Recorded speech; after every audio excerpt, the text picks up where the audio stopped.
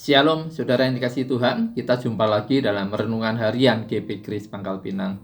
Mari kita awali dengan doa. Bapa kami dalam surga, kami bersyukur untuk hari ini. Kami mengucap syukur untuk segala kebaikan dan anugerah Tuhan. Dan kami mohon pimpinan-Mu, kami mohon berkat-Mu dalam acara renungan harian ini. Demi nama Tuhan Yesus kami berdoa. Amin. Saudara, hari ini kita akan merenungkan berdasarkan Kejadian 10 dan 11. Tetapi kita akan nanti mendengarkan Kejadian 11 saja. Kejadian 10 ini berisi tentang silsilah anak-anak Nuh. Mari kita dengarkan. Adapun seluruh bumi satu bahasanya dan satu logatnya. Maka berangkatlah mereka ke sebelah timur dan menjumpai tanah datar di tanah Sinear. Lalu menetaplah mereka di sana. Mereka berkata seorang kepada yang lain, "Marilah kita membuat batu bata dan membakarnya baik-baik." Lalu bata itulah dipakai mereka sebagai batu dan tergala-gala sebagai tanah liat. Juga kata mereka, "Marilah kita dirikan bagi kita sebuah kota dengan sebuah menara yang puncaknya sampai ke langit. Dan marilah kita cari nama, supaya kita jangan terserak ke seluruh bumi." Lalu turunlah Tuhan untuk melihat kota dan menara yang didirikan oleh anak-anak manusia itu. Dan ia berfirman, Mereka ini satu bangsa dengan satu bahasa untuk semuanya. Ini barulah permulaan usaha mereka. Mulai dari sekarang, apapun juga yang mereka rencanakan, tidak ada yang tidak akan dapat terlaksana. Baiklah kita turun dan mengacau balaukan di sana bahasa mereka, sehingga mereka tidak mengerti lagi bahasa masing-masing. Demikianlah mereka diserahkan Tuhan dari situ ke seluruh bumi, dan mereka berhenti mendirikan kota itu. Itulah sebabnya sampai sekarang nama kota itu disebut Babel, karena disitulah dikacau balaukan Tuhan bahasa seluruh bumi, dan dari situlah mereka diserahkan Tuhan ke seluruh bumi. Inilah keturunan Sem. Setelah Sem berumur 100 tahun, ia memperanakkan Arpaksad, 2 tahun setelah air bah itu. Sem masih hidup 500 tahun setelah ia memperanakkan Arpaksad. Dan ia memperanakkan anak-anak lelaki dan perempuan. Setelah Arpaksad hidup 35 tahun, ia memperanakkan Selah. Arpaksad masih hidup 403 tahun setelah ia memperanakkan Selah, dan ia memperanakkan anak-anak lelaki dan perempuan. Setelah Selah hidup 30 tahun, ia memperanakkan Eber. Selah masih hidup 403 tahun setelah ia memperanakkan Eber, dan ia memperanakkan anak-anak lelaki dan perempuan. Setelah Eber hidup 34 tahun, ia memperanakkan Peleg. Eber masih hidup 430 tahun setelah ia memperanakkan Peleg, dan ia memperanakkan anak-anak lelaki dan perempuan.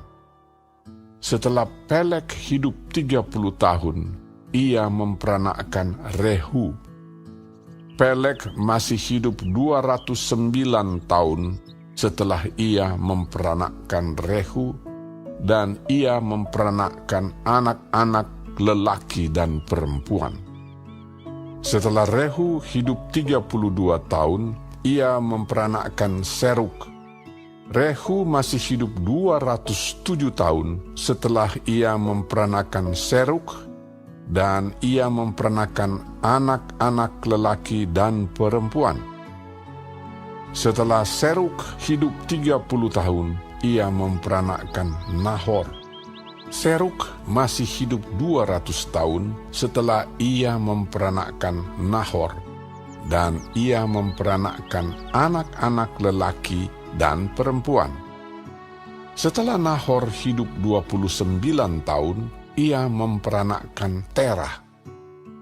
Nahor masih hidup 119 tahun setelah ia memperanakkan Terah, dan ia memperanakkan anak-anak lelaki dan perempuan.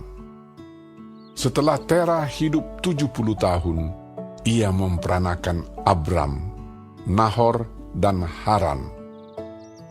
Inilah keturunan Terah.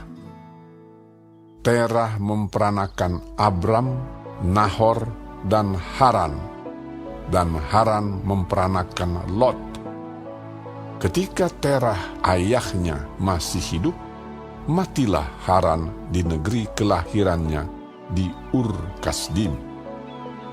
Abram dan Nahor kedua-duanya kawin. Nama istri Abram ialah Sarai, dan nama istri Nahor ialah Milka. Anak Haran ayah Milka dan Yiska. Sarai itu mandul, tidak mempunyai anak.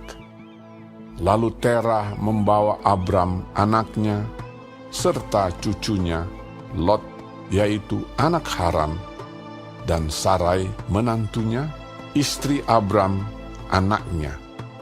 Ia berangkat bersama-sama dengan mereka dari Ur Kasdim untuk pergi ke tanah Kanaan. Lalu sampailah mereka ke Haran dan menetap di sana. Umur Terah ada 205 tahun, lalu ia mati di Haran. Saudara, dari ketiga anak Nuh, Tuhan membuat suatu awal baru dalam sejarah manusia. Tetapi dosa itu selalu mengakibatkan pemisahan. Sejak kejatuhan manusia dalam dosa dari Kejadian 3, kita tahu manusia terpisah dari Allah. Lalu saudara dari saudara, pasal 4 ketika Kain membunuh adiknya Habil. Lalu keluarga dari keluarga, pasal 9, dan sekarang bangsa dari bangsa. Dari anak-anak Nuh lahirlah 3 bangsa yang besar. Tetapi Tuhan memberi berkat-Nya yang istimewa kepada Sem dan keturunannya. Melalui keturunan Sem inilah Abraham lahir. Dialah bapak bangsa Israel yang saudara bisa baca mulai pasal 11 ayat 10 dan seterusnya. Kemudian dari keturunan Ham lahirlah Nimrod. Dialah yang mendirikan 2 kota yang sangat terkenal di dalam sejarah Alkitab, yaitu Babel dan Niniwe. Saudara ingat renungan kita minggu lalu bahwa Nuh mencela tindakan Ham terhadapnya. Keturunan Ham ini akan menjadi hamba saudara-saudaranya.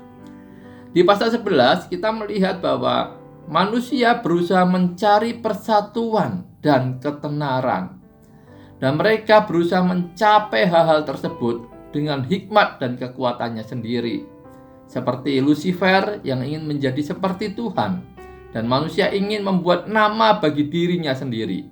Tetapi saudara, kita tahu hanya Tuhan yang dapat membuat nama seseorang sungguh-sungguh besar. Mereka mau mendirikan sebuah kota dengan sebuah menara yang puncaknya sampai ke langit. Mereka mencari nama dan tidak mau terserak memenuhi bumi seperti yang Tuhan mandatkan. Maka Tuhan menggagalkan rencana mereka dengan mengkacaukan bahasa mereka. Kekacauan bahasa dimulai dari Babel.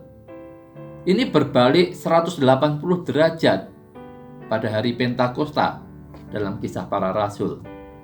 Babel berarti kekacauan. Babel akan sering muncul dalam catatan Alkitab sebagai musuh umat Tuhan. Di mana ada kekacauan, keinginan daging itu bekerja. Saudara, persatuan tidak dikerjakan oleh manusia, tetapi diturunkan oleh Tuhan sendiri. Ketika kita berbagi Injil dengan orang lain, kita sedang ikut ambil bagian dari karya Allah menyatukan umat manusia, menyatukan apa yang dipisah-pisahkan oleh dosa.